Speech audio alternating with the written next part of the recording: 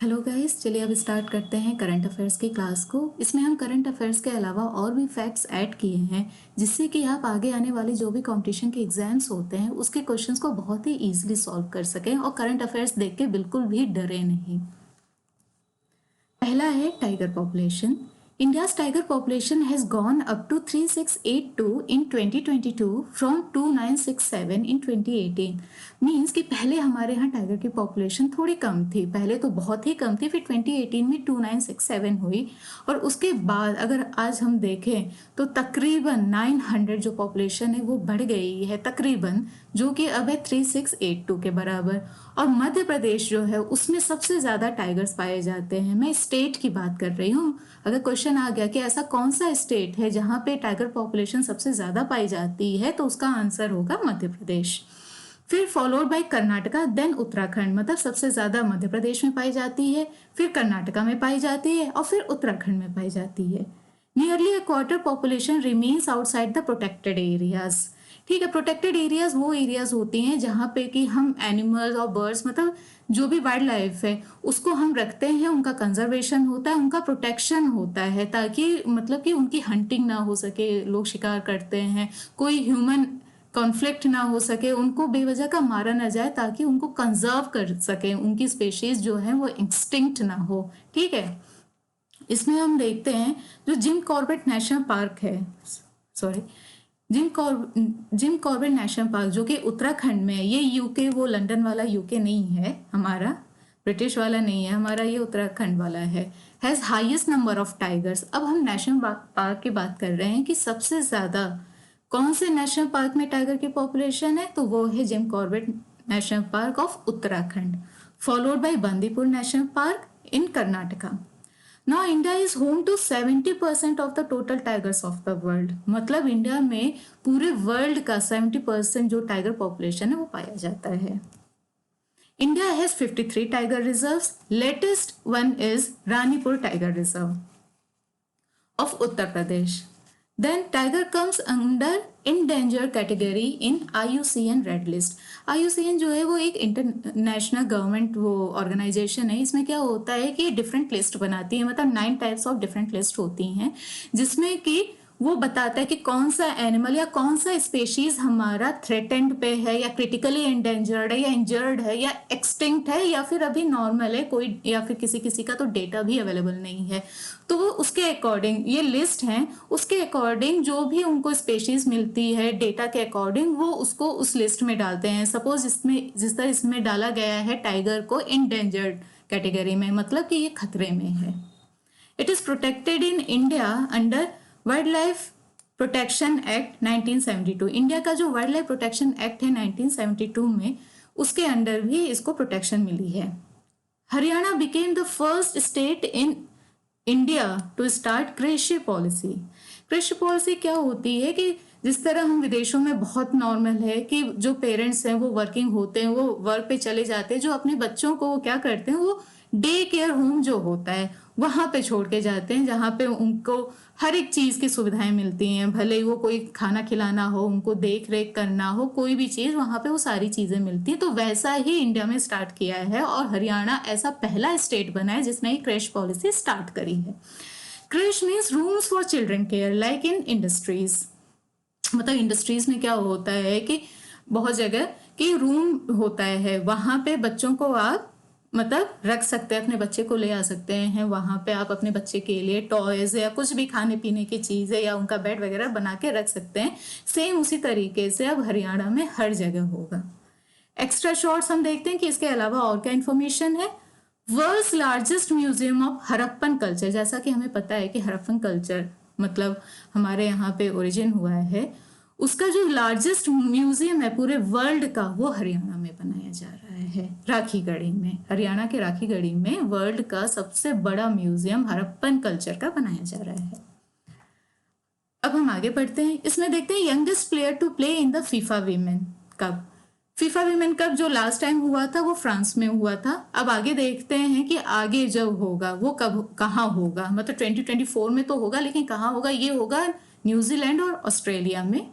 Football world cup जो है सबसे यंगेस्ट प्लेयर विमेन मतलब फुटबॉल प्लेयर जो है सबसे यंगेस्ट, वो है कैजी फेयर। वैसे तो ये साउथ कोरिया की हैं, लेकिन वो यूएस टीम के साइड से खेलती हैं। ये सिर्फ 16 साल की हैं।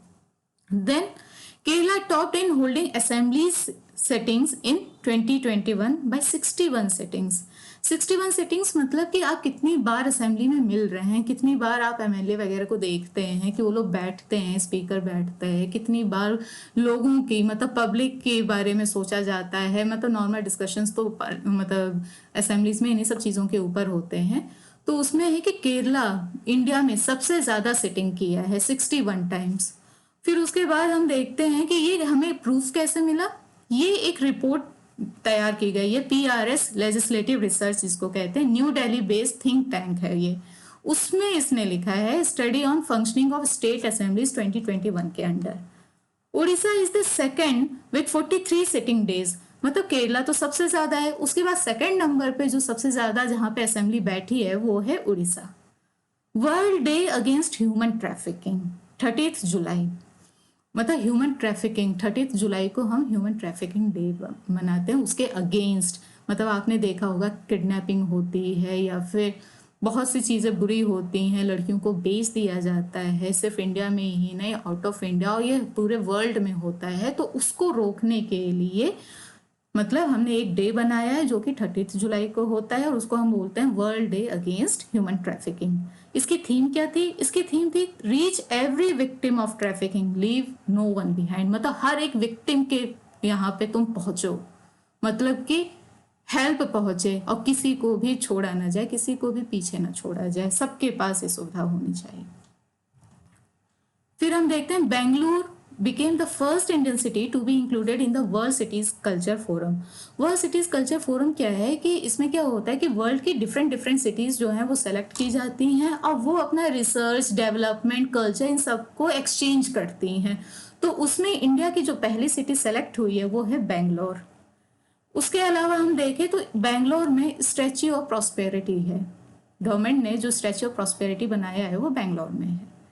Then Kargil in the words of traveller, ये एक बुक है, इसको ऋषिराज ने लिखा है। Then Los Angeles thread millipede, एक न्यू स्पीशीज पाई गई है लॉस एंजलिस में जिसको हम कहते हैं थ्रेड मिलिपेड। ये आप देख सकते हैं, ये है थ्रेड मिलिपेड, बिल्कुल धागे की तरह, बिल्कुल एक थ्रेड की तरह है।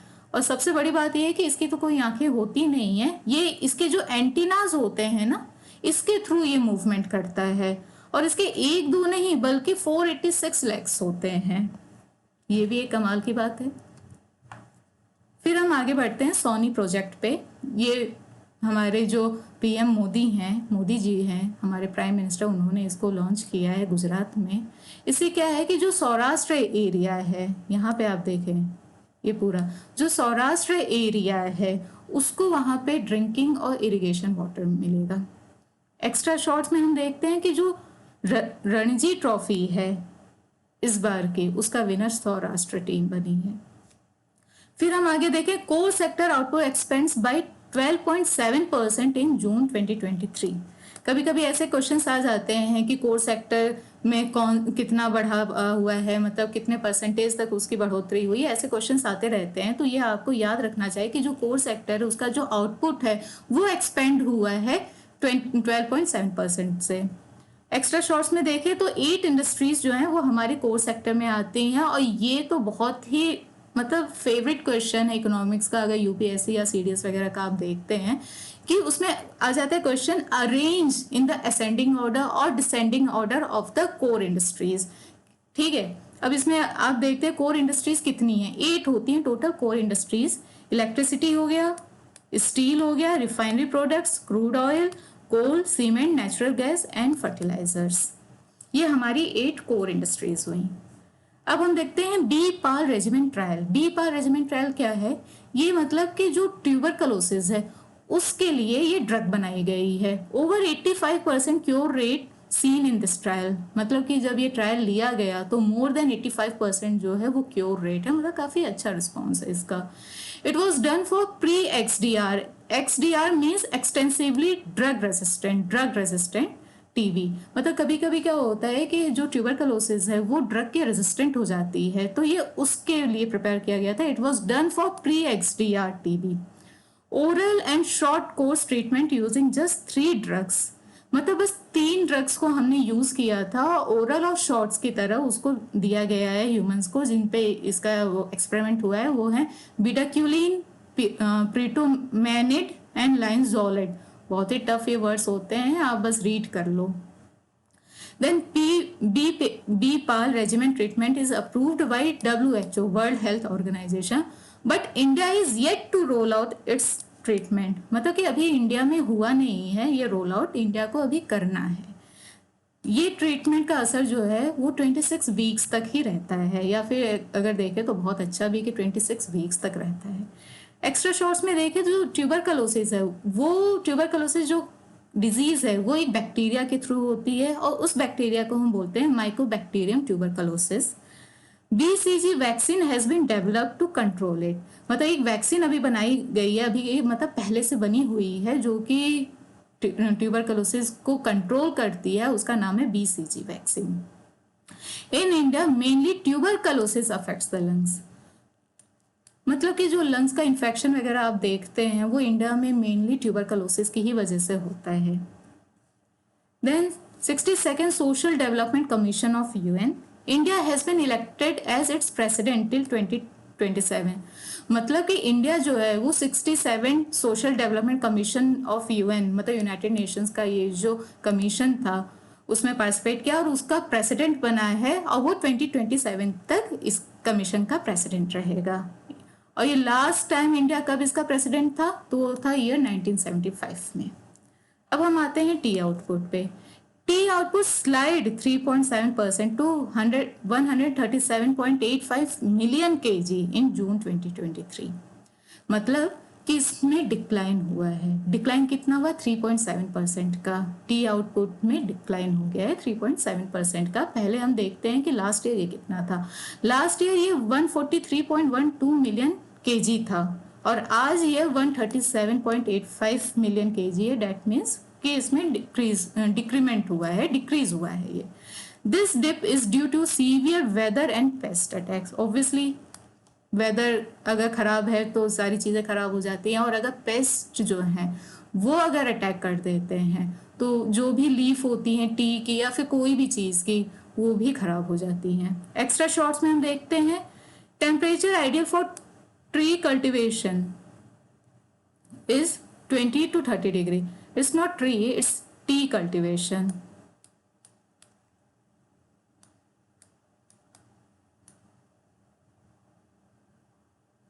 Okay, the ideal temperature for tea cultivation is 20 to 30 degree and it is tropical और subtropical plant, मतलब कि ये जो प्लांट है वो ट्रॉपिकल या फिर सब ट्रॉपिकल एरिया में पाया जाता है। जिस तरह के हम फॉर एग्जांपल देखते हैं दार्जिलिंग हुआ, असम हुआ, वहाँ पे टी हम बहुत ज़्यादा ग्रो करते हैं क्योंकि वहाँ का जो टेम्परेचर वो 20-30 डिग्री में ही रहता है।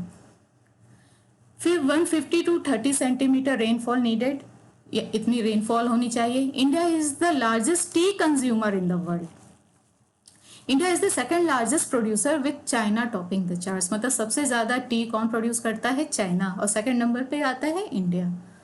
जूनियर एशियन जूडो चैंपियनशिप 2023, अब इसके बारे में हम देखते हैं कि जूनियर एशियन जूडो चैंपियनशिप 2023 ये किसने ऑर्गेनाइज की? ये ऑर्गेनाइज की गई थी चाइना के द्वारा।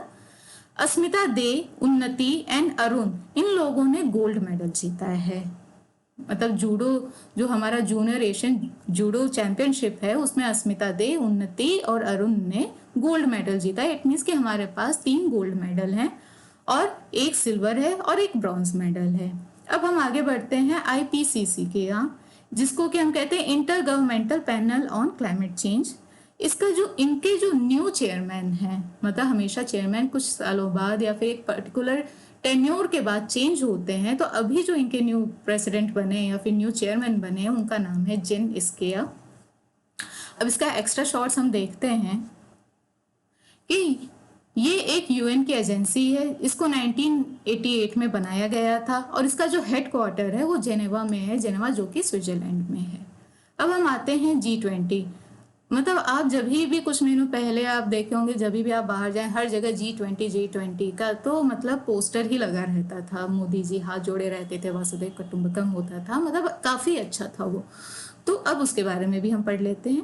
इसकी fourth meeting of G20 energy transition working group held in Goa, मतलब कि जो फोर्थ मीटिंग थी G20 के एनर्जी ट्रांजिशन की, वो गोवा में हुई।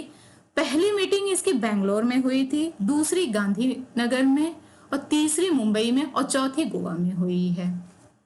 एक्स्ट्रा शॉर्ट्स में देखें तो G20 जो है वो 1999 में बनाया गया था। अमिताभ कांत जो हैं वो अभी इसके शेरपा थे। शेरपा का मतलब कि हेड ऑफ द गवर्नमेंट, जो कि ये जो समिट है उसको ऑर्गेनाइज करते हैं। India is it's chair for 2023, मतलब कि इंडिया जो है उसके पास इसकी चेयरमैनशिप है 2023 की। इसका जो थीम है 2023 अपना G20 का, उसका है वासुदेव कुटुंबकम, means one earth one family one future. ये तो पूरी थीम है। फिर इट हैज ट्रोइका। ट्रोइका मतलब एक ये रशियन व्हीकल होता है, मतलब जनरल वर्ड में मैं बता रही हूँ, एक ये रशियन व्हीकल होता है जिसको कि 3 हॉर्सेज एक साथ खींचते हैं, और इस 3 हॉर्सेज को ही हम ट्रोइका कहते हैं। ट्रोइका का मतलब बहुत ही सिंपल टर्म में बता देती हूँ, पास्ट प्रेजेंट फ्यूचर आप करके याद कर लो। Troika means past present future, मतलब कि लास्ट ईयर कौन था, इस साल कौन है, और अगले साल कौन होगा। ऐसे आप याद कर लो, बहुत ही इजी पड़ेगा। इंडोनेशिया जिस तक 2022 में इसका चेयरमैन था, इंडिया 2023 में इसका चेयरमैन था, और ब्राजील 2024 में इसका चेयरमैन बनेगा। अब हमने देखा कि इतने सारी चीजें तो हमने पढ़ ली, उसका बैकग्राउंड भी हमने थोड़ा थोड़ा पढ़ लिया। अब हम देखते हैं कि आपको कितना याद है, उसको हम टेस्ट करते हैं कुछ 2-4 क्वेश्चन से। जैसे where is the headquarter of IPCC located? New York, Washington DC, Shanghai और जेनेवा। तो answer is Geneva. Where will the next G20 summit take place? Answer is Brazil. Now, the first Indian city to be included in World Cities Culture Forum is, first is Mumbai, second is Delhi, third is Chennai, and fourth is Bengaluru. So answer is Bengaluru. What is the current population of tiger in India? First is 3682 or 2967 or 4091 or 1121. So the answer is 3682. So guys, this is all for 30th July current affairs. Thank you so much.